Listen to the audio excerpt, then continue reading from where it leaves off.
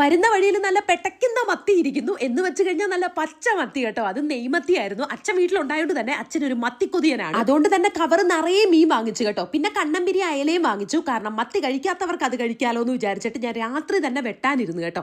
നല്ല മഴക്കോൾ ഉണ്ടായോണ്ട് തന്നെ കാറ്റൊക്കെ നല്ലപോലെ വീശുന്നുണ്ടായിരുന്നു. പിന്നെ പൂച്ചക്കുഞ്ഞുങ്ങളും പൂച്ചകളും എല്ലാവരും കൂട്ടിനുണ്ടായോണ്ട് തന്നെ തലകളെല്ലാം അവർക്ക് കൊടുത്തു കേട്ടോ. അവർക്കും ഇന്ന് കുശാലാണ്. അങ്ങനെ കുറച്ച് സമയം കൊണ്ട് മീനെല്ലാം വെട്ടി നന്നായിട്ട് കഴുകിയിട്ട് അടുക്കളയിൽ കൊണ്ടുവന്നു. അപ്പൊ 2 മീൻ ഉണ്ടായോണ്ട് തന്നെ ഞാൻ 2ആയിട്ടാണ് കേട്ടോ മുറിച്ച് കറിയിലാക്കുന്നത്, അല്ല ചട്ടിയിലാക്കുന്നത്. അപ്പൊ കണ്ണമ്പിരിയും വറക്കാൻ വേണ്ടി എടുത്തു വെക്കുന്നുണ്ട് 3-4 കഷ്ണം. അപ്പുകുട്ടനും ഇഷ്ടമാണ്.